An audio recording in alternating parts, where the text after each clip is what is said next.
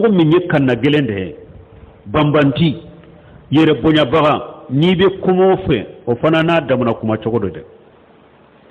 nan ko kuma cogo nyuma min fulen ni ka nyeshi mogoma ka duwawu kaye ka tanu ka kuma cogo nyuma fo aye o yede mo min kala halakani men ni mo min kera kanna gelede yere bonya baga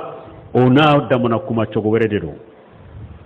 ala ko qur'ana kono wala tujadilu ahlal kitab إلا بالتي هي أحسن إلا الذين جلموا منهم وقولوا آمنا بالذي وانزل إلينا وانزل إليكم وإلهنا وإلهكم واحد ونحن له مسلمون alako aye sahidu ke munye anye kuma chogo nyuma minfo ani ka duwawu min ke kalande unye ani nibe mugo min wole ani nibe mugo min nyamarani nyumai ani nibe mugo min fatana kabo jumama betede kanna gelew do be yere bonya bahaw do be wulini kuma chogo min kaka ibode fo alaka kuma koso wala tujadilu ahla alkitab illa billati hiya ahsanu sahidu yemunye illa alladhina jalamu minhum fonni mugo munun kera tonyale kelaw ye kitabe dunkawla donc unuka kuma chogo wore de fuye nyumante fo wulu yede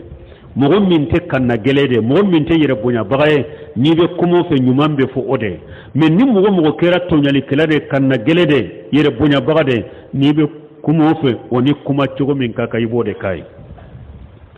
falladhina jalamu min ahli alkitab wa ahnadu wa kabaru haula la yuqatabuna billati hiya ahsan kitabe dunke munun kera tonyali kelawye ukanna gele yara uyu yere bonya ni mugo be kuma nunu fe ite kuma nunu fe ni kuma chogo nyuma yede bal yuqatabuna bima yardawhum ibe kuma nunu fe kuma chogo de la mungu bo ukakanna gele yala kuma chogo mungu bo ukakanna gele yala ibe kuma ni ode wodi ato ko ala ko aya were kono ya ayyuhan nabiyyu jahidul kuffara wal munafiqina waghlid alaihim wa mawahum jahannam wa bisal mashir aya were la ko nabi nyuma ako kafiru jihadu ani munafiqun awa yika giriyawu kadede a giriyawu kadede awa ubeshigi yoro jahannaba tasmanu labanyiro jugu yara donc ni dele law fora fodde law kabo nyogo nade parce que do be siga fo aw yere ko ika kuma mugo fe ni kuma chogo nyuma de ikana kuma mugo fe ni kuma chogo ye nin ka jugu betede kuma chogo nyuma be fo mugo minya ba dama mugo do fana be kanna gelo fana do be olu fana ni chogo ya min kaka min be se ka ke sababu ye ku sage kabu kan galo na ibode ke de donc wodi ya to ko hikima yede ika fen kele do ado nyorola nogo yakkan ka ke yoro min nogo yakke me gele yakkan ka ke yoro min gele yakke o yorola odo to ko hikima ka fendo ado yorola akode ya to ko hari aya wore kono tumami alayni aya ko bisal masirako al munafiquna la yujahiduna bisilahi munafiqun anta ulujahaduni bamurede wa inma yujahaduna bil hujjati wal kalam ورد عليهم بالقلجة منافقون أمد أولو جهادون مني كهوجا جوكا بمرتة منافقك مكوي نمد هوجا جو منافقك أمد منافق جهادو أمد هوجا جواكا نكماي كاردوك هكا كاردوين فانا غرياكا دي نمدك سببوي كابو أكاكا نجليالا وتنفيرا للناس أنهم أني ممدك سببوي كمغو بولي كبولا min yi munafiqu ye ube kumu fere ka hoja de joka ka giriyuka nimbe ke sababe kulubu yere baga kubu ka munafiqiyala kubu kan galola nimbe ke sababu kuma chogo mimbe ke sababu ka mugobe chare kabula wa qala ta'ala fihim wa qul lahum fi anfusihim qawlan baligha alakum munafiqu ka kibariyala ako chide ma kuma fuye kuma mimbe do dusukun kono kuma mimbu dusukun soko haula'i lahum kitabu qasu nimmo sugu kuma chogo kere kala lende ben nununye li'annahum ahlu inadin wa mukabarati parce que nununye kanna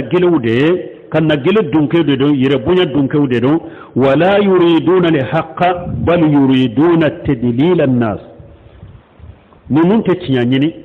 uba nyini ka hada madon de fili fa haula yuqatabuna bima yaliqu bihim umu sugu ube ulu kuma nyogona mi kuma nyogonya minu akakanu yede biriya mo fili banti abe weleli ke kata ka bidiyama abake ka mogo fili munafiqu be jama cela u ba fe ka mogo fili ni be aradu ke nunun ka maslahate nunun tala de maslahate nunun tala abe nunun ta fo ka geliya de ka giriya ka min be ke sababu ka ke bagale ulu yere man no be bo kan galoina anin no be bo mogo fili lela ulina kuma cogo min kaka o de be fuye amma talibul ilm المترشد من يدوني نيني من باكي كاكاندا نيني من با اما طالب العلم المترشد من بيتيا نيني لا ابي كاندا نيني لا فهاجا يقاتب بالرفق والرحمه واللطف كالاندمي نا لبي تيا نيني دلا